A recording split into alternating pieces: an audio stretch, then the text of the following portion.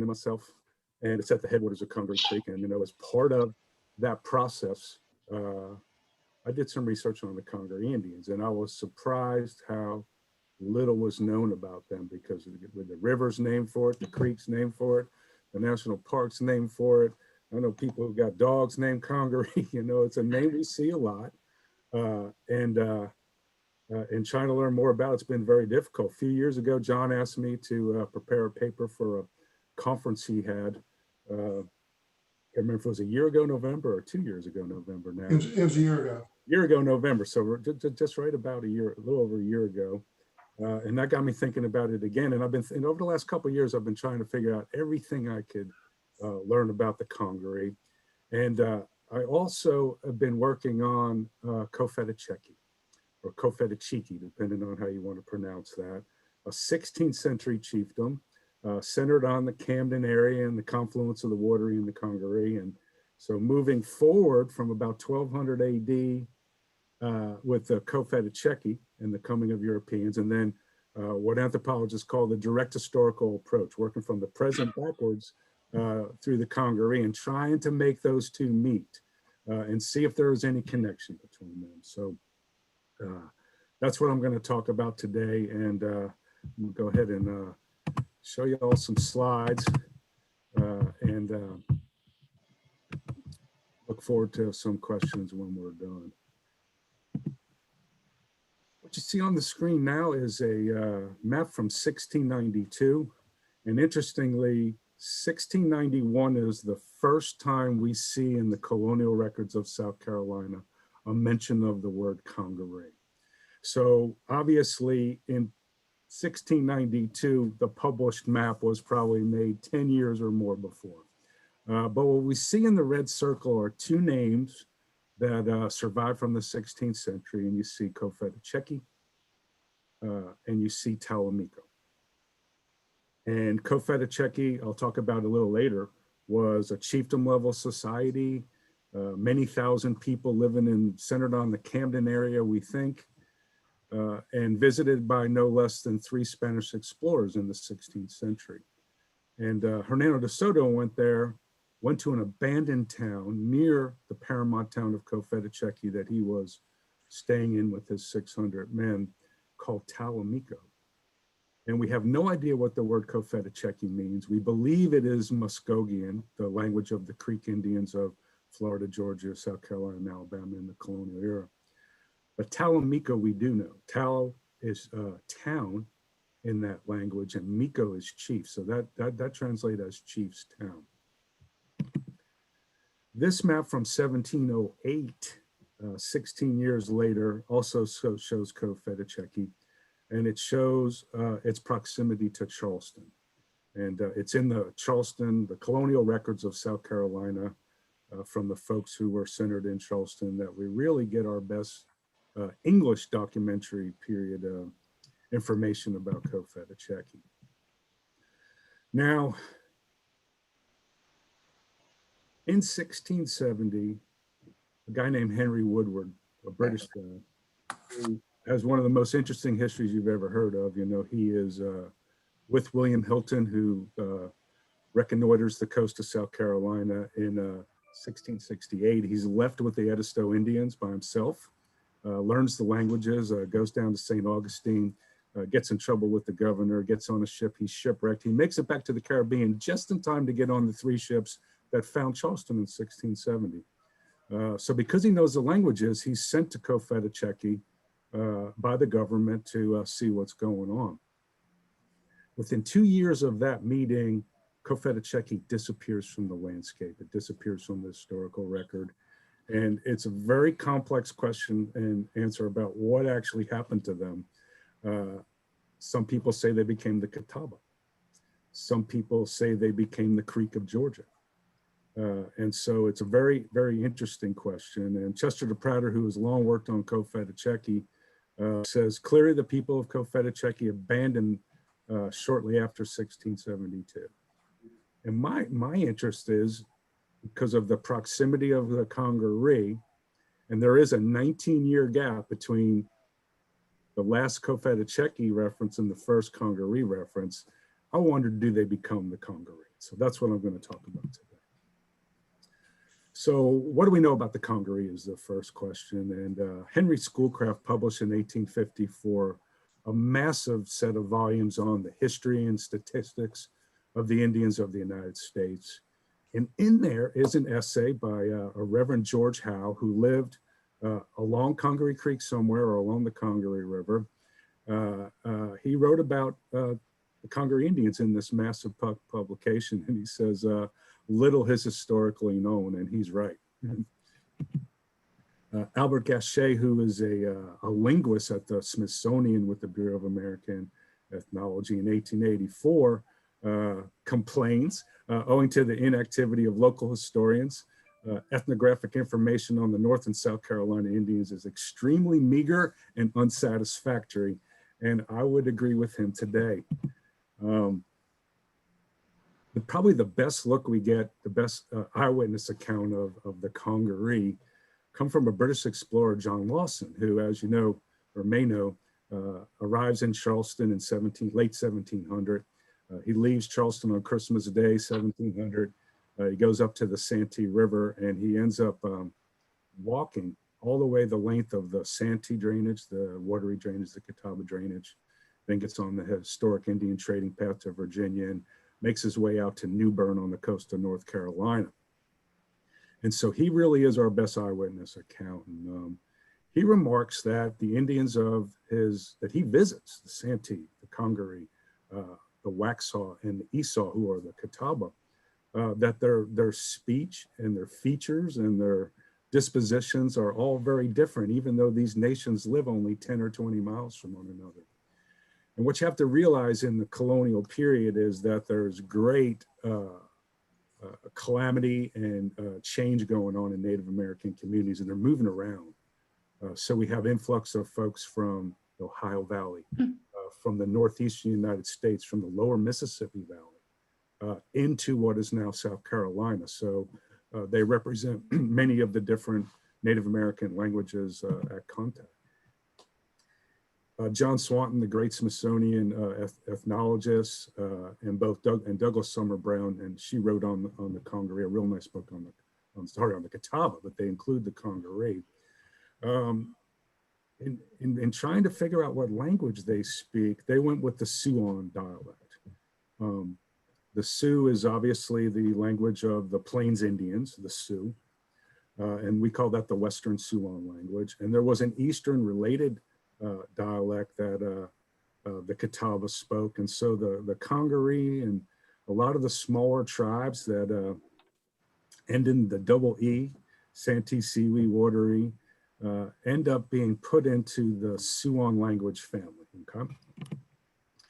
Now, Ives Goddard, who was a linguist also at the Smithsonian, remarked that Casita was the name that John Lawson called the queen of the Congaree. And that is an interesting word. It probably comes from Latin. If you look at Old Latin, that is a name for leader or chief. But it was applied by the Spanish in the Caribbean and then ultimately into the southeastern United States. And he also remarks on this linguistic diversity between tribes of South Carolina, that they seem to be that. And so, you know, if you go down to Kiowa, there's a CK Golf Club, and you see this name a lot. All right, Frederick Hodge, who wrote a massive multi-volume set, Handbook of the American Indians North of Mexico, back in the early 20th century, 1907. He calls into question this linguistic assignment and wonders whether that's conjecture. And I think he's probably right. I think this falls back to James Mooney and others who just lumped together all the smaller tribes of South Carolina.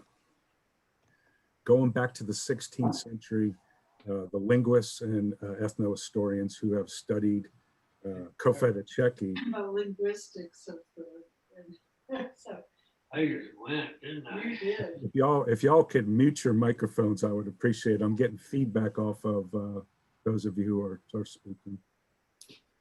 Thank you. When we go back to the 16th century, folks who are studying that and looking at the few words that are documented, DeSoto's exploration, there were 4 folks that kept diaries. Sorry, 3 folks that kept diaries and one that interviewed the surviving members of that expedition in about 20 years after the expedition. But they see that Cofetacheki was also multilingual, that there was Creek or Hitchiti, and Hitchiti was the Muskogean variant spoken in much of Georgia and South Carolina in the colonial era, that there was probably some Catawban, some Cherokee, who are Iroquoian speakers related to the Iroquois in the north, as well as the Creek language, which may have served as a lingua franca. So when the names Cofetacheki, Talamico, and later Canos, a second name for Cofetacheki, were applied, it's very possible that they were applied by outsiders. You know, we call them this. And if you look at Native American names across the country, many of them are what other people call them. They're often derogatory. So it's very possible that the names were applied by Muskogean speakers, whether the people of Cofetacheki spoke that language or not, as their principal tongue is up to question, but they may have understood it or had translators, as it was a lingua franca. Blair Roots, who late of the University of North Carolina, another linguist, points out that there's loan words from Catawba, seemingly in Cofetacheki, Cherokee, and also Kusabu, which is the tribes of South Carolina Low Country south of Charleston, who are related to the Muskogee and the Creek speakers of Georgia. All right, so that's what we know about the linguists, the language, and what you understand, and it's very confusing, and there's no good answer. Okay. The other thing that's going on in the colonial era is, as I said earlier, is this influx of people from a lot of different places. After the DeSoto expedition crossed the Savannah River and came up to Columbia in early 1540, they documented that the Savannah River was abandoned.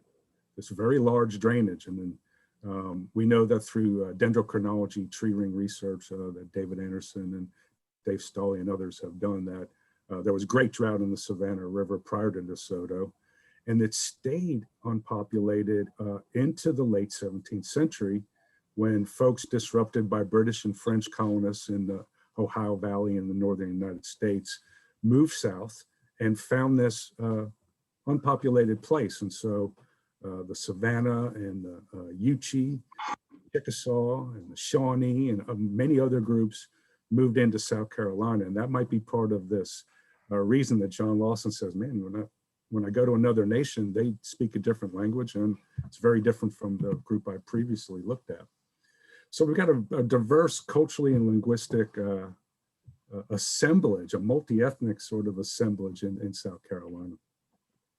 The Shawnee, of course, are Algonquian speakers, and they come out of the Ohio Valley in the late 17th century. The Saluda are another band of the Shawnee.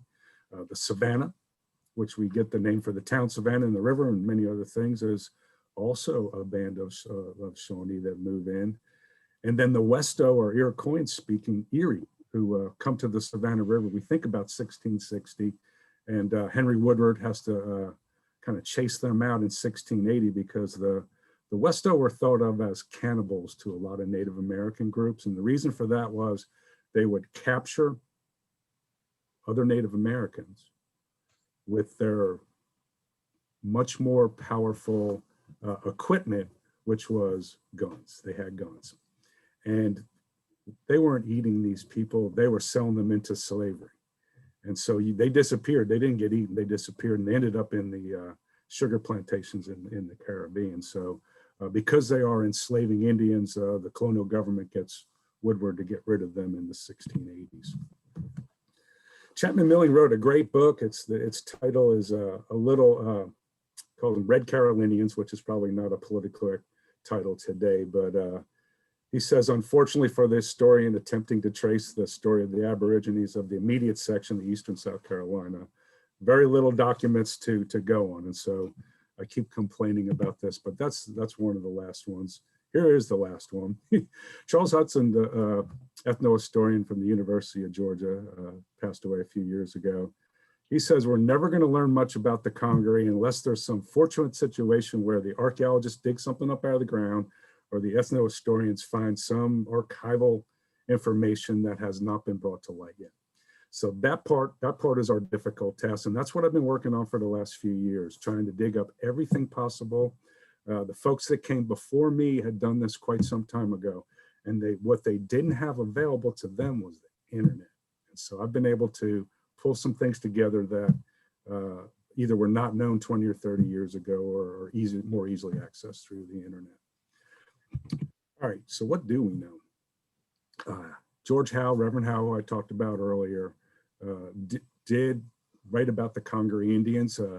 The folks in his parish were collecting artifacts. They knew he had an interest in antiquities. And these are some early photographs showing some of the things that he knew about from the area of the Congaree. And when I look at these as an archaeologist, at first I see that skull, and that's probably not something we would, it's definitely not something we would show today. But I see chunky stones from the Mississippian period, and I see pottery that looks to be from the Woodland period, 3,000 to 1,000 years ago, and some gorgets and things. But nothing that we could say is definitively historic, period. The Charleston Museum back in 1918 dug along the Congaree River. Laura Bragg was the director there. I think she was the first female museum director in the United States. Came up, some local folks in Lower Richland County had invited her to come to a place called Green Hill Mound, which is not an artificial mound. It's a sand dune in the middle of the swamp that rivers migrated away from it. And one of the things she found was these marine shell beads and carved gorgets, which are made out of the blade of the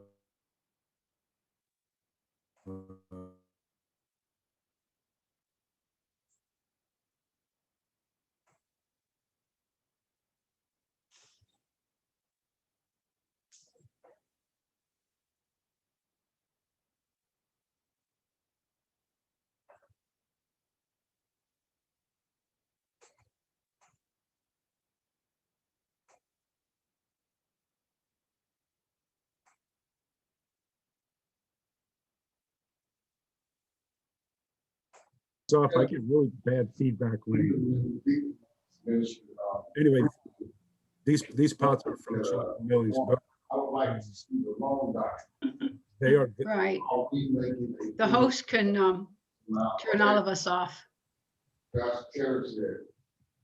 Deacon Kirk, your session of leading this church is ended. And we want to appreciate your service to St. Louis Baptist Church. Let me help you. You no longer have to concern. Mr. Manning, Mr. Manning, Mr. Manning, thank you. I got him. Thank you.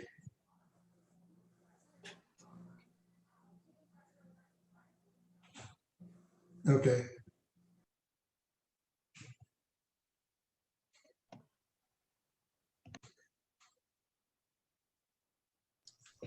Chris is muted too.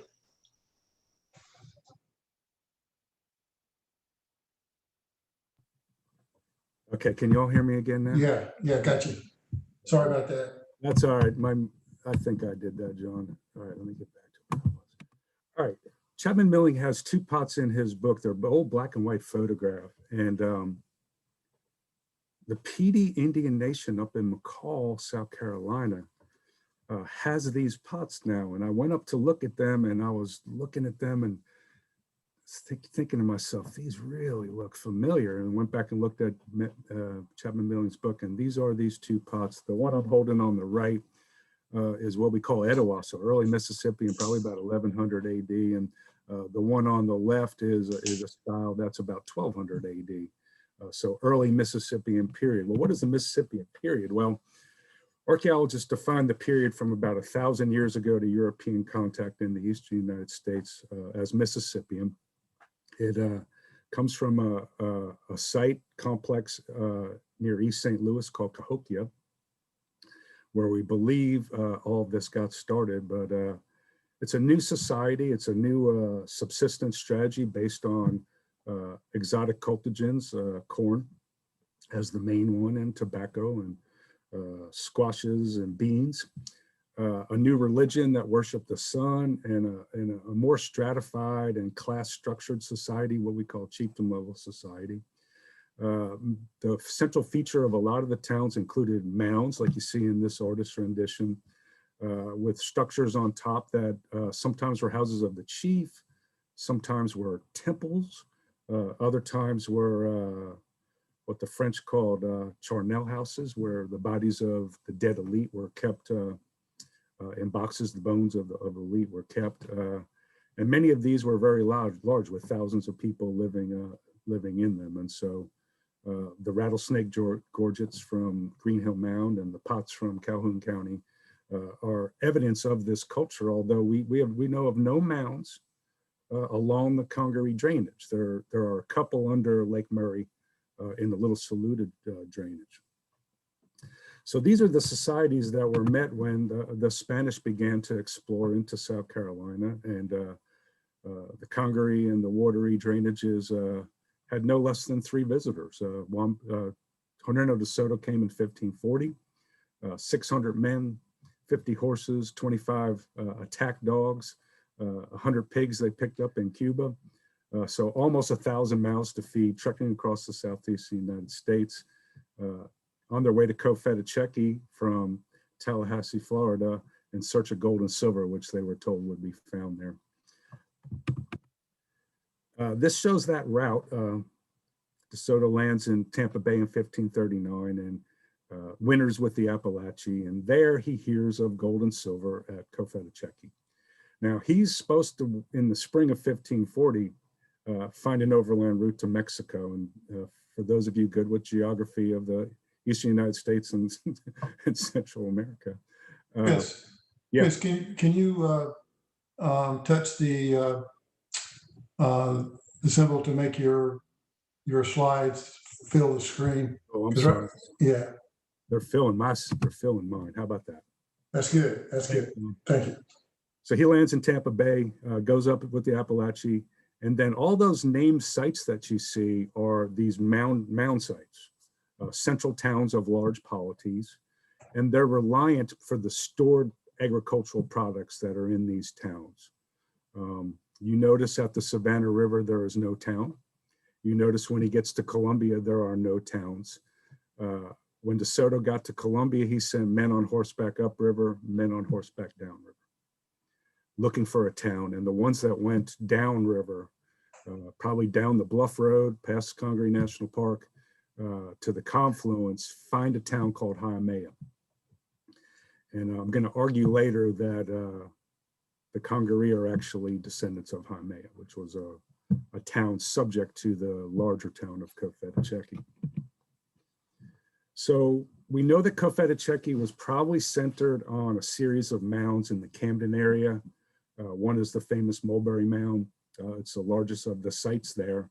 But my colleague John Cable has recently written a book and argues convincingly that Mulberry is abandoned at the time of Hernando de Soto's visit, which makes us back to wondering, well, where is the paramount town of Cofetacheki at the time of that?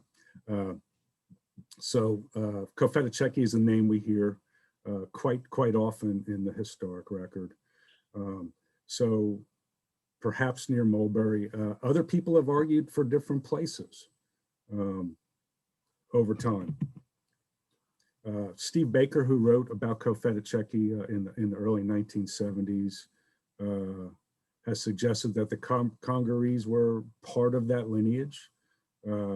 This chief, Cota Chico, in 1670 visits Charleston, and a number of people have said that that is a Congaree name, including Steve Baker and Wes Tuxeray, who's another ethnohistorian.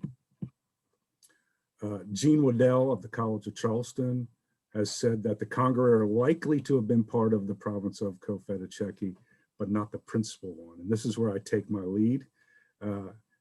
He says Wes White has brought together, Wes Tuxeray, all the evidence of the Congaree, and they never had more than 30 warriors. So that makes me think that maybe they're part of this smaller group. So I propose an alternative hypothesis that they're descended from the town of Hialeah in De Soto's time on the left, and Guayme in Pardo's time, but we're pretty sure that those are just different ways of spelling the same name. You notice that by 1567, Cofetacheki is now referred to by in Indian tongue Canos, but it's in the same location. So I'm not a linguist, and I went out on a limb here, and the linguist here at the Native American Studies Center told me to stay with archaeology, but if you look at Canos and Guayme, and you almost get Congaree when you combine those, but again, that's just me wishful thinking. So somewhere in this large red rectangle is the town of Jaime, and perhaps the Congaree Indian town that John Lawson visited in 1701. So the question becomes, can we take what George Howe talked about of the antiquity of the Congaree Indians and all of this documentary evidence, and can we kind of draw a line between Cofetacheki and Congaree Indians? And it's a great question, and let's go ahead and see what we can get out of this. All right, so I'm going to leave Cofetacheki for a minute and go to the Congaree and start talking about them. And again, there's about a 19-year gap between documentary evidence of Cofetacheki and documentary evidence of the Congaree. James Mooney did this massive study in the late 1800s where he predicted the population of Indian tribes across the eastern United States. And for 1600, when there's no eyewitness accounts, right, of any kind, he predicts them at about 800. It's hard to say if that's true or not. And again, a number of people have connected Cofetacheki to the Congaree. All right, so Henry Woodward goes up there. He says that Cofetacheki is led by an emperor. Back in the 16th century, it was led by a woman, but this is a man leader, a male leader. He reports 1,000 bowmen. You know, so there's 1,000 warrior-aged men, and no telling what that population is when you include women and children, older folks, and things like that. So Woodward goes up and meets with this guy, convinces them to come to Charleston, and there was some delay in that, but eventually the leader, the emperor, the leader of Cofetacheki, would come to Charleston and meet with colonial officials. So Henry Woodward ends up being the last European to have documented Cofetacheki. Once Charleston was established as a colony, the main enterprise, the main economic engine for the beginning of the colony was the deerskin trade and the fur trade before rice got going. And in 1692, the Grand Council, the colonial government at Charleston, we're told that diverse Northern Indians, and the Northern Indians means everybody outside of Charleston, visited the Esau's, which are the Catawba, the Waxhaws, who lived across the river from, and the Congarees are at Andrew Percival's plantation at the headwaters of the Ashley River, where Henry Woodward is established as an Indian trader. So he was one of the first people to become extremely wealthy in that business. And key to his success was his vast knowledge of Native American languages that he had learned from back in 1668 when he was first there. The colonial government was concerned that these Indians were coming to Charleston and had come down and left without meeting with the colonial officials. And so they were aware they were coming, and they wanted to know more about them. So we have people from Cofetacheki area of the central part of South Carolina, the Congaree and others beginning to come to Charleston. And you see the Earl Shaftesbury in the big circle, the arrow there is pointing at it on the Gascon map of 1682. That's where the earliest factory was to trade with the inland Indians. And then there's a close-up of that. That's at the headwaters of the Ashley. Now in 1693, a group of Cherokee chiefs go to Charleston, and they ask the colonial government for protection from their enemies, and they list them: the Catawba, the Shawnee, and the Congaree. And what's happening is small groups, the Cherokee are a much powerful group, right? Up in the northwestern corner of South Carolina, the lower tribes, and then the western North Carolina middle towns and the Overhill Cherokee up in Tennessee.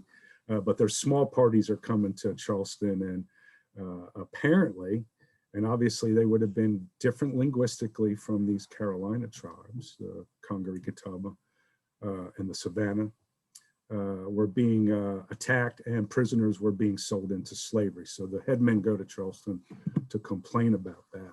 And if you think about it, there's the Savannah over on the Savannah River. There's the Congaree, located right near Columbia on Congaree Creek, and then the Catawbas. And so they form kind of an arc of blocking the Cherokee from their easy access to the trade at Charleston. And so the Cherokees are probably trying to make sure that these groups will be warned by colonials not to mess with them. All right, earlier I said that John Lawson was the first and best documenter of the Congaree. And as I said, he walks up and meets the Congaree. This is his map that is in his publication. John Lawson, if you don't know, publishes a diary of his travels through South Carolina. It's been in print since, I want to say 1709, 1711, someone there. The University of North Carolina Press offers that. It's a great read if you've never read it. But this is the map that accompanies that book. And this is his trek, showing the dates in December 1700 at the bottom, and then January into February of 1701, coming up the Santee, the Wateree, and the Catawba drainage. He visits with the Santee Indians. He gets a guide, Santee Jack. They head off for the Congaree town, and he describes the natural setting, which is really fun. Several fair savannas, very rich and dry.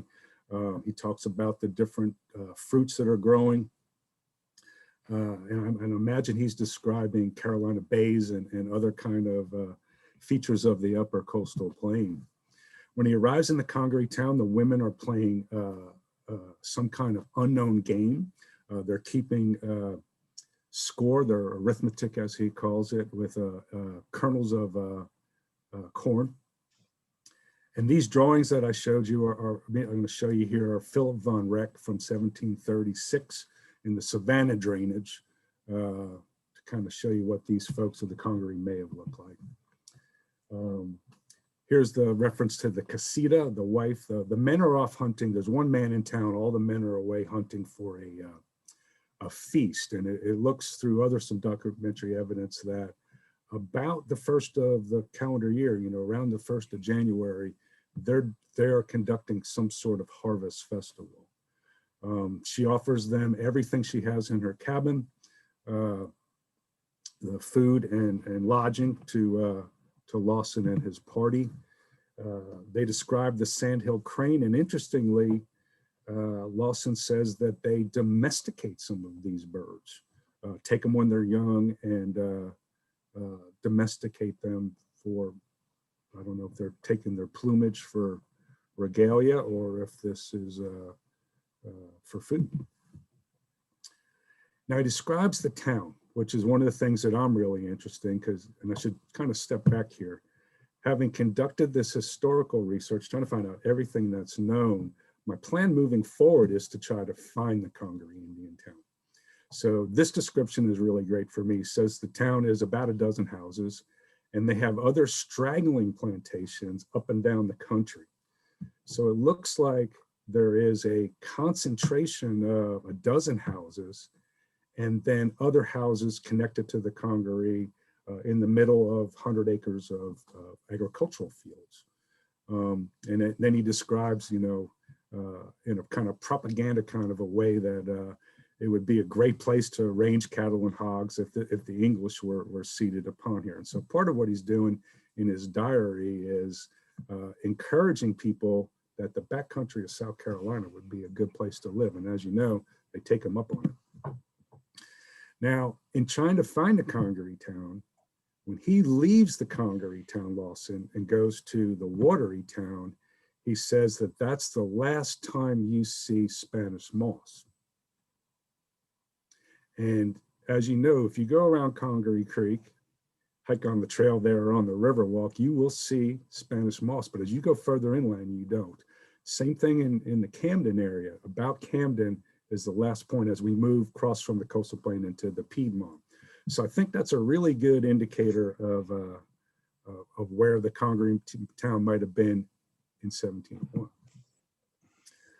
There's a good store at Chinkapin nuts there. That's a chestnut-like nut.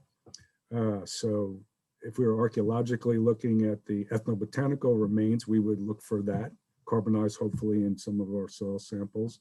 And they're beating grain and nuts between two great stones, so grinding stones, and also that the mast or these nut foods are used to thicken deer stew. Now, when Lawson gets up to Kiawe, up in the Piedmont of North Carolina on his trek, he meets with the Indian woman ruler there, and she's married to a Congaree man who runs away when he's a young man. And so doesn't mean that they're related culturally or linguistically, but that's just another interesting small tidbit that we get from Lawson. All right, so let's think about all the places that people have proposed the Congaree Indian town. 1701, somewhere in the junction of the Wateree and the Congaree. Other people say no, further down on the Santee. Some say on Big Pine Tree Creek in Camden. And others say that they are somewhere in the Congaree drainage, farther up near the Congaree Monument or the Congaree Bluffs on the Calhoun County side. And Steve Baker has speculated on why they would have moved out of the Wateree drainage. And that's because the Wateree who are living up on the Yadkin River moved back down. We think that they were here, moved around, moved back down, and they may have pushed the Congaree up the Congaree drainage to the area around Columbia and Casey. In 1711, the colonial government at Charleston marches through South Carolina, gaining Indian warrior allies to go to North Carolina and put down an Indian insurrection there, known as the Tuscarora War. And so somewhere in Calhoun County they might be. Others say no on the Wateree and the Santee. So that one's confusing. Maybe there were multiple towns. So they head off and they're put in the Esau Company, which would be the Catawba. And this is one reason why I think people have speculated that the language was similar. So they're in this company of soldiers with the Santee, the Wateree, the Waxhaw, the Sugaree tribes. And there's the Congaree in the blue circle on the left. This is showing the trek that they took, come out of Charleston up to the Congarees, over to the Waterees, over to the PDs and the Shiraws, and then on up in the very upper right-hand corner is where they eventually went. And so it looks like multiple locations for the Congaree then. Wes White says they're on the south bank of the Congaree in Calhoun County. And this map shows that my blue arrow circle has moved, but you see Congaree men over there. And so they go off and they're with the Wateree, the Waxhaw, and the Catawba as part of that war. There's an Indian census in 1715. The colonial government is trying to figure out where are all the Native Americans, how numerous are they, kind of getting a census of how many there are. The Congaree in the 1715 census numbered 22 men, total population of 40, and they're living with the Santee near the fall line of the Santee River.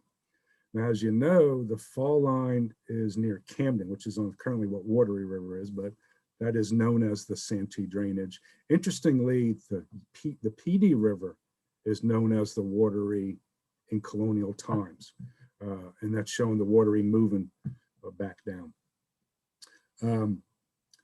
There's a possibility, there's a Indian old field, 500 acres laid out to Roger Gibson in 1747 around Gills and Mill Creek on the Richland County side, thought to be a potential location. Others say no, it's the Congaree lived adjacent to where the Colonial Fort Congaree was built in 1718, although no one's ever found any evidence of that. And then in a really interesting small little document, the governor of North Carolina says that the Congaree are living on the PD River near what became Kingston Township in 1730. And this one bothered me for a long time until I realized, you know, at the start of the MSC War, the Congaree are implicated as the folks that make the first killings along the Santee River of white colonists. And maybe when Fort Congaree was built, and it was built with the help of the Cherokee Indians, that the Congaree were really no longer welcome in the area, and perhaps they moved over to Kingston. And there were 3 colonial forts after the MSC War: Fort Moore on the Savannah, by the Savannah town, Fort Congaree by where the Congaree were, and there was another one called the Northwest Trading Post, either on the PD or Black River. And perhaps they go over to that trading post to go away from, we'll just call it, the recent unpleasantness. In the census, the Congaree are said to be living 120 miles from Charlestown. And if you scale that off, Casey falls very close to being 120 miles distant from Charleston, but so do other locations. So in the MSC War, the Congaree are part of that. They're said to have murdered John Hearn down on the Santee River near Goose Creek. And then also a guy named Captain Barker was sent with 100 horses and men to enlist the Congarees in the colonial side, and he is killed, and many of his men are killed, and the Congaree are implicated in that as well. Following the MSC War, the Etowah Indians, who lived very close to Charleston, turned a number of Congaree and Santee Indians over to the colonial government. As late as 1717, they were still imprisoned in Charleston, but probably eventually went to the Caribbean. If you read the documents after the MSC War, the MSC will, or the Congaree will be said to be extinct. And whether that's wishful thinking, propaganda, we would call it fake news today. This is what is documented in the British Public Record Office in London. But what we know is that they survived, at least in small parts, beyond the MSC War. This is the document of placing them over in Kingston. So maybe they move over here, and that's why they disappear at the time of the building of Fort Congaree, which, as I said, is assisted by the Cherokee, and it's actually for the Cherokee trade. So what we would have had would be Native Americans who were still walking around with bows and arrows, but also wearing Indian blankets like you see in Von Recht's drawing from 1736, outfitted with the trade gun, as you see in the middle picture here. And the guy on the right is wearing silk stockings and is smoking a ball clay pipe made in England or France or Belgium. So they're beginning to become assimilated in, particularly in terms of European material culture. Now in 1736, the Congaree, the survivors, go to live with the Wateree and the Catawba Nation, as do many of the small tribes. The Chiraw go there, the Coosa go there, some of Yemisi go there, the Sugaree go there, and so too do the Wateree and the Congaree. And this is the Deerskin Map presented to the British colonial government by a Catawba headman in 1721. And it shows the social landscape. It shows, let me go to the next slide. It shows Nassau Town in the center there. And if you notice that all roads lead to Nassau Town, except for the Chickasaw and the Cherokee that can go around and make their way to Charleston on the left there. And the Wateree, where the Congaree live, is the closest town to Charleston. So I think that reflects their previous location. And all of these tribes are coming to the Catawba Nation for strength in numbers as Europeans are moving into Fort Congaree and Saxagatha and beyond. And so the remaining Congaree become part of the Catawba Nation as they're declining in numbers after the MSC War. James Adair reports on Governor Glenn's comment in 1743 that there's over 20 different dialects spoken in the Catawba Nation. So you would have Iroquois and Muskogean, Siouan, perhaps even Algonquian language being spoken there.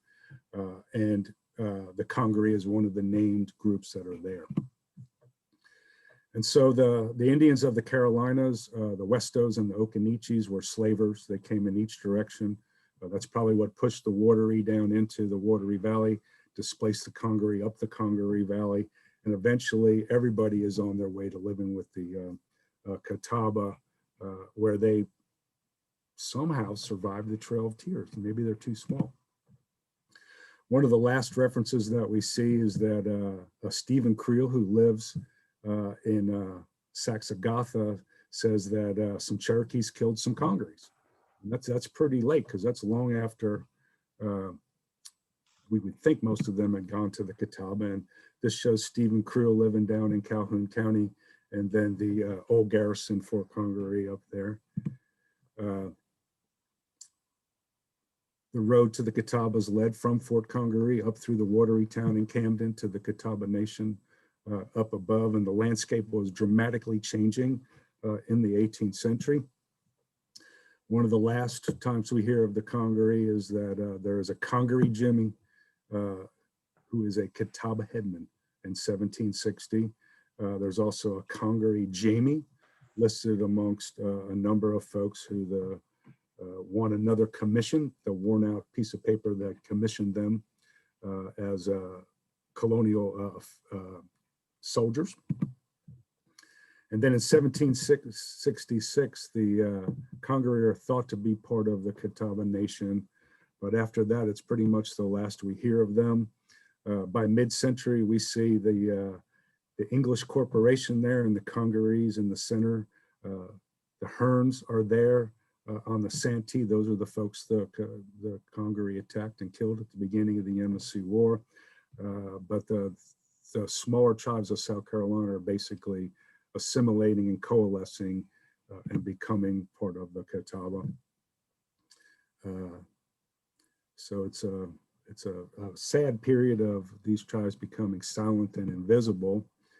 And then I go back to Chaplain Milling for my final slide, and he says, although unimportant from frontier diplomacy, they present a lot of interesting features for the ethnologists and certainly the archaeologists, and says all that remains to us now is the paragraph on the page of history and the musical name and their majestic river. So that's the end of my slides. I'm going to stop sharing my screen here. Hope I didn't talk too long for all of y'all.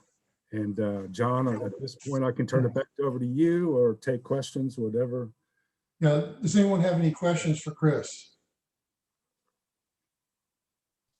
I have a little bit unrelated. When you said the Catawbas survived the Trail of Tears, what was your little comment after that? I wonder if they were too small in number for them to worry about removing. Oh, okay. I didn't know what you meant by small. The Catawba would have been less than 1,000 people. And so the Cherokee and the Choctaw, the Chickasaw, the more numerous and populated tribes were removed. Now, interestingly, the Catawba lived a stone's throw from the boyhood home of Andrew Jackson. So it's possible that they were not removed because of that, but they do survive that somehow. It may have been because, after the initial days of the Yamasee War,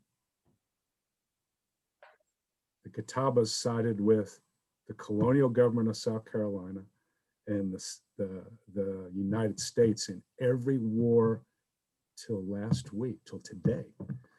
So maybe that they were friendly enough to be not part of the Great Removal. Could you possibly tell us a little more about the Yamasee War? Yeah, the Yamasee War in 1715, a lot of the traders who were willing to go into the Carolina backcountry and the backcountry of Georgia were a pretty rough group of people, rather uneducated, illiterate folks, and unfortunately, they treated the Indians very, very poorly. They ripped them off in trade deals. They took advantage of their women. And by 1715, this was becoming a big problem. And the colonial government sent Thomas Duran and a couple of other Indian white guys who were Indian officials, the trade officials, to one of the Yamasee towns to take names and come back to Charleston. And the idea was that they would bring those traders to court and fine them and deal with this problem, because the colonial government realized two things. One, the Indian trade was incredibly important economically, and two, the safety of the colony. There were a lot more Indians in Carolina than there were British or French or Swiss people. So Naran and them go up there, they take the names, they go to bed, the Indians pull them all out, they kill the two guys. Thomas Naran is, they take fat lighter splints and they hammer him into his body and they light him on fire and melt him to death. They then begin to attack plantations in Beaufort and Colleton, moving towards Charleston. And the Yamasee are joined by the Cherokee, the Catawba, the Congaree, the Santee, Indians from across the eastern United States, southeastern United States. It lasts about 2 years, but the British colonial government is able to put down that insurrection, if you will. Many of the small tribes, the men were killed on the battlefield and the prisoners of war were sent to the Caribbean. So that war led to establishing Fort Congaree in the interior to keep the Indians from coming into the low country and the other forts. Chris, there's a couple of chat questions. What was the purpose of the 2 Indian mounds on the Wateree River near Camden? Have they provided any insight into the Congaree Indians? Well, there are a number of mound sites near Camden. William Blanding documented 9 mound sites in 1806 on the Wateree River, and unfortunately, large numbers of those are gone.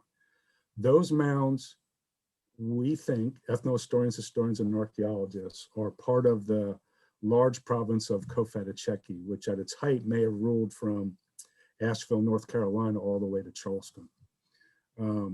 Those sites are pretty much abandoned by decades after the Spanish coming, although the Emperor of Cofetacheki is visited by Woodward in 1672, but are probably much reduced by warfare, disease, disruption through time. What I'm trying to make the connection is, from those mounds, did those portions of those people become the Congaree? And I think that that town that's subject to Cofetacheki at the confluence of the Wateree and the Congaree River, I think they become the Congaree. Fortunately, I don't have a lot of evidence to prove that. I've got to go out and do some archaeology on these towns and see if what I'd want to see is the pottery similar, the low-fired earthenware pottery similar from the mound sites on the Wateree to what the Congaree are making. Okay, Chris, another question. Is there mention of a Pine Hill tribe? Oh gosh, that's a great question. And I meant to talk about that, but I could have kept you here all day. The Pine Hill tribe is a state recognized tribe. And they were living on Fort Jackson when the United States Army bought the land that Fort Jackson is now on. So they were displaced. If you think about it, that is in the heartland of Cofetacheki, and it's also in the heartland of the Congaree Indians. And the chief of that tribe is Michelle Wise Mitchum, and they're trying to figure out if they're Congaree. One of their ancestors is John Fields. He signed the Treaty of New Echota over in Georgia, so he's Cherokee. But they know so little about their history. You know, we have early disruption by Europeans in places like South Carolina. The censuses did not include Indians between 1790 and 1840. The slave code of 1740 enslaved all Native American people who weren't free. So they become very invisible, and they're trying to kind of put their history back together. Another question. You mentioned there were very few mounds in the Midlands other than those found under Lake Murray. Is there a road on a hill in Columbia close to Gill Creek and Garner's Ferry Road? The road is called Indian Mound Road. Does anyone know why it's called this? Indian Mound Road, Gills Creek. I get this question all the time. I did a bunch of research for this. I did a paper for the, oh, I can't remember who I did it for. presentation for the Gills Creek group. And when I looked in the site files at the Institute of Archaeology, on a small rise in Gills Creek floodplain on the Woodhill side near this Indian Mound Road is a site that has Middle Woodland period pottery. Deptford check stamp, it looks like a waffle on the surface of the pots. And that is a period where small burial mounds were created.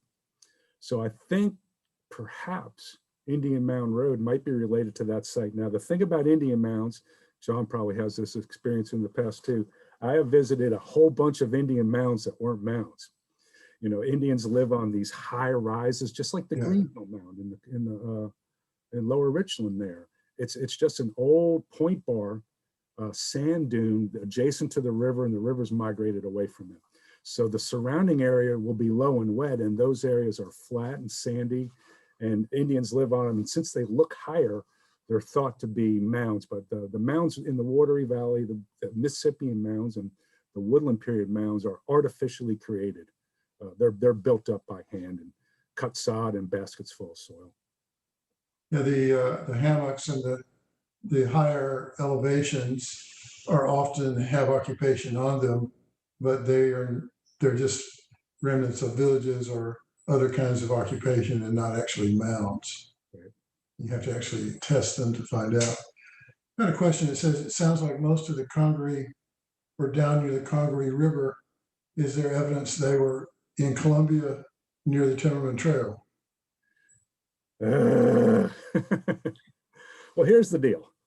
When they were back in the 70s, okay, they were planning 12th Street Extension, and where to put 12th Street Extension, and where to put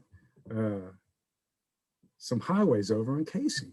And they did a whole bunch of archaeology. People went specifically to look for Fort Congaree and to look for the Indian villages, and no one has ever found an Indian village with.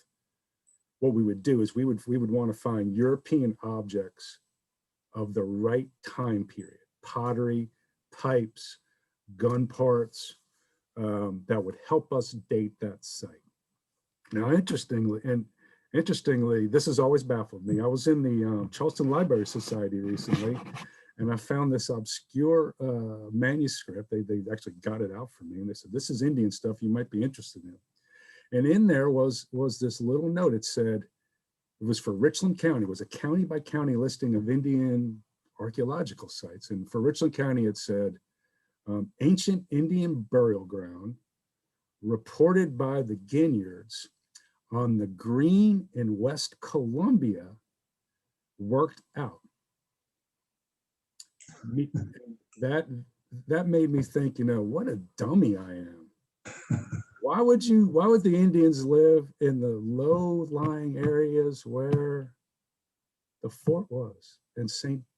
John's and all the things over in Casey when they could have been living on that high ground? You know where the kilns are on the west side of the river there by Blossom Street Bridge, closer to the shoals where the Broad and Saluda come together.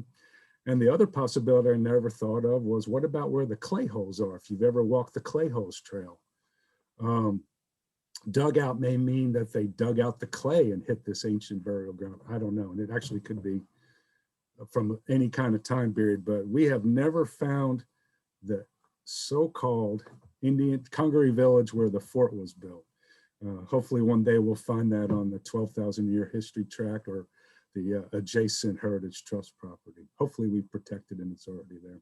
Yeah. Another question. Is the excavation of Green Mound on Congaree River complete? And are there plans to continue any excavations in the Congaree Park area? I don't know about the Congaree Park area. Obviously, and I think some of those staff are on with us today, the recent acquisitions, and God, I can't remember, I'm gonna say the Forks might be one of them, but there's some recent acquisitions down near the confluence that might have the John Lawson town, might have the Hiamaya town from the 16th century. I think The Southeastern Archaeological Center archaeologists for the Park Service have done some work in there, along with, I think, some folks from Charleston Southern University looking for see what's in there, but thus far it hasn't been found. But that's another location. We have, we have some protected land, which is really good. We have Fort Jackson, we have the Congaree National Park, and the 12,000-year history park and the Heritage Preserve. So hopefully we've got some of those sites. We just haven't found them yet. In terms of the 12,000-year history park, we're hoping to gather funds, especially when we get to a point where hopefully we have a visitor center and have a little more robust financial backing to have excavations or invite people to come do, graduate students or whatever, to come work in the park. And that was part of the original plan, is to have ongoing archaeologists doing excavations. So that's still on the agenda, and we're hoping that we can work that out. There's another question. Where is the pottery that came from Little Woodlands Mound near Gills Creek? I'd love to see images of the pottery. I would too. It's at the Institute of Archaeology and Anthropology that curates the collections for South Carolina, and I have not gone in and looked at those. But that's where those would be. Okay, another question. Charlestown Landing has extensive Native American history and museums. Is it accurate? Oh, well, I haven't been there in a long time. The big visitor center that was built there in 1969, 70. Yeah. The big circular structure was destroyed by Hurricane Hugo, was placed inside, dead center inside a very large Mississippian village. And Stan South, who John knows very well, wrote about this in his autobiography. He couldn't convince the Tricentennial Commission. Jim Fowler from Mutual of Omaha's Wild Kingdom was the consultant for the zoo they were building there. And he said, Stan kept coming in and asking for money. He said, next time that guy comes in, he's going to say he had an Indian village. And damn, Stan didn't come in having an Indian village. But Stan did strip that and map that. And the pottery is very similar to what we find in the Wateree Valley. They would have been, it was a moundless, what Stan referred to as a ceremonial center. As far as the interpretation there, I would expect it's fairly accurate. Okay. Is there public access to the Green Mound? There is not. That's on private property. Okay. Were excavations made at the site of the Westinghouse property during the preparation of that site? And was anything found there? Oh boy.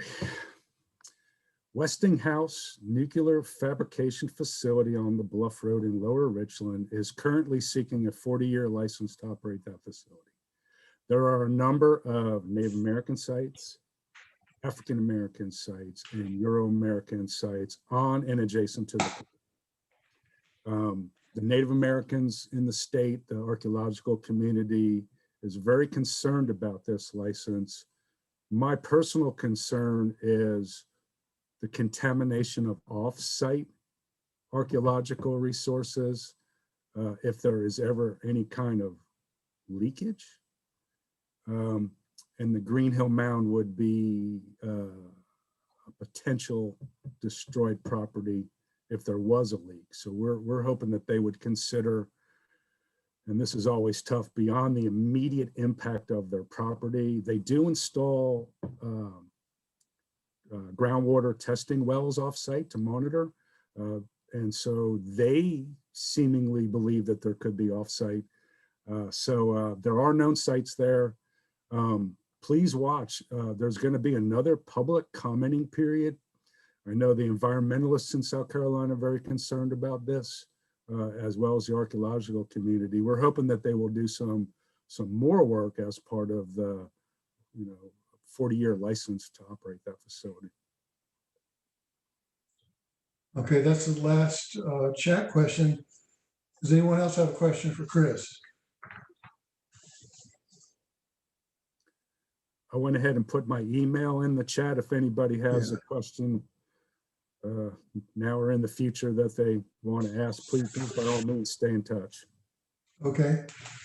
I wanted to invite everyone, this next Tuesday, we have a virtual version of our first Fort Congaree in 18th century tour that we give in the park. We're having a virtual version of that next Tuesday. So please look for that link, and hopefully we'll see you there. Chris, thanks so much. This has been a fantastic overview that I think was more, people got their money's worth and more in this presentation. I know the time represented in the information you've presented is years and years. So thank you so much for that research and the compilation. It's going to help us understand what happened with the dynamics of Native Americans in that area. So thanks so much for that. We really appreciate your time. We did record this, so I'm planning to post YouTube links eventually to this recording. So pay attention to that. We will look forward to seeing you next Tuesday for the Fort Congaree tour. Chris, thanks so much. Does anyone else have any closing questions, or do you have any more comments, Chris? Okay. John, thank you for the invite All right. and giving me an opportunity to share this information. And it's a work in progress. Hope to continue working on this. And if anybody has any ideas or thoughts or knows where sites are, archaeology is a very collaborative endeavor, and the public plays a big role in that. So yeah, and we depend on the public to let us know when things are threatened and to help us protect sites. So please let us know, let Chris know, or me, or the State Historic Preservation Officer know. Well, thanks again, everybody, for attending. We will see you next time. Everyone take care, stay safe. Bye-bye.